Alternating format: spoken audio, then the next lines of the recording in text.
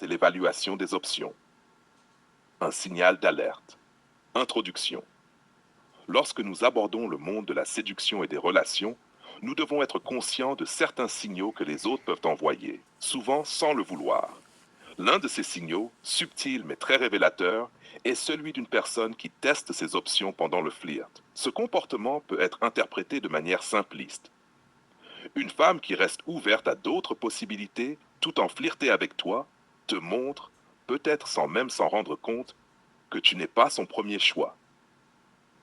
Mais qu'est-ce que cela signifie vraiment? Et comment réagir face à cette situation? L'illusion du choix multiple. Lorsque l'on flirte avec quelqu'un, il y a une certaine danse, une certaine tension qui se crée. Chaque interaction nous rapproche ou nous éloigne. Mais qu'en est-il quand cette tension est délibérément maintenue en suspens, que l'autre personne semble constamment s'assurer qu'il y a d'autres options, comme si elle ne s'engageait pas entièrement dans le moment? C'est là que se trouve le premier signal d'alarme.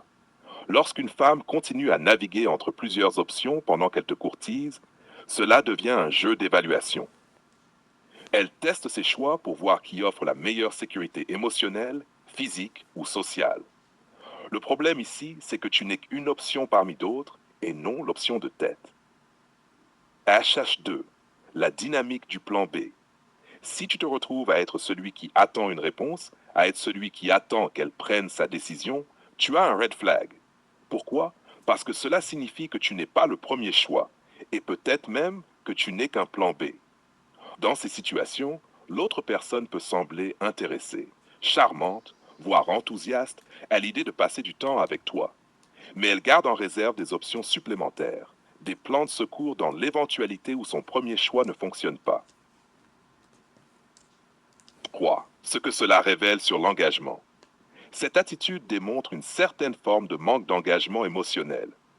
En psychologie, l'engagement émotionnel dans une relation est un processus dans lequel une personne investit du temps, de l'énergie et de l'attention. Lorsqu'une personne hésite entre plusieurs options, elle n'investit pas totalement. Elle n'a pas encore fait son choix et dans ce contexte, tu es perçu comme remplaçable. L'attachement se construit à partir de l'exclusivité et de la réciprocité. Si l'une des deux personnes cherche activement à maintenir un filet de sécurité en évaluant constamment d'autres options, il est probable qu'elle n'est pas prête à s'engager véritablement. 4. L'importance du respect et de la reconnaissance. Ce type de comportement de flirt avec des options va à l'encontre du respect de soi et de l'autre. Parce que, soyons clairs, si elle n'a pas encore pris une décision claire, cela signifie qu'elle ne te reconnaît pas comme une personne assez importante pour investir émotionnellement. Cela nuit à la relation et à l'équilibre des pouvoirs dans la dynamique. 5. Comment réagir face à ce red flag? Si tu te retrouves face à cette situation, il est crucial de réagir intelligemment et non pas avec impulsivité. La première chose à faire, c'est d'identifier ce que tu veux réellement. Es-tu prêt à investir dans une relation qui te place dans une position où tu n'es pas prioritaire? Si la réponse est non, il est temps de prendre du recul. Une fois que tu as pris cette décision, il est important d'avoir une conversation honnête. L'authenticité et la transparence sont essentielles.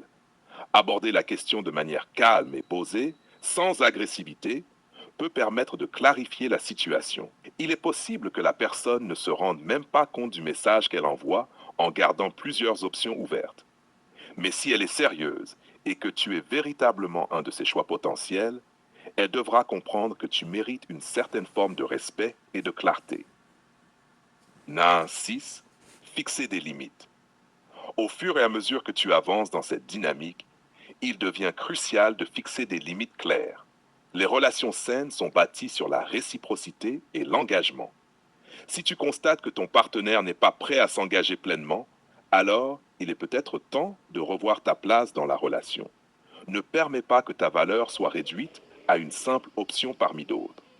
Une personne qui veut te séduire sincèrement et créer une véritable connexion avec toi ne t'aura pas comme plan B. Elle fera en sorte de te placer au centre de ses choix. Préserver son énergie et ses attentes. L'une des plus grandes erreurs que le couple peut faire dans une dynamique de flirt, c'est de tomber dans le piège de l'attente sans fin. Parfois, nous espérons que les choses vont changer d'elles-mêmes ou que l'autre personne finira par se rendre compte de notre valeur. Cependant, il est essentiel de ne pas se perdre dans cette attente. Préserve ton énergie pour ceux qui reconnaissent et respectent ta valeur. Et n'hésite pas à passer à autre chose si tu te rends compte que tu n'es pas le choix prioritaire. Chouette. Conclusion. En fin de compte, le FLIR n'est pas un simple jeu, mais une exploration des possibles, des affinités et des désirs. Mais lorsque ce FLIR devient un test de plusieurs options, un processus de comparaison, tu dois te demander si tu veux vraiment être impliqué dans ce type de dynamique. L'amour,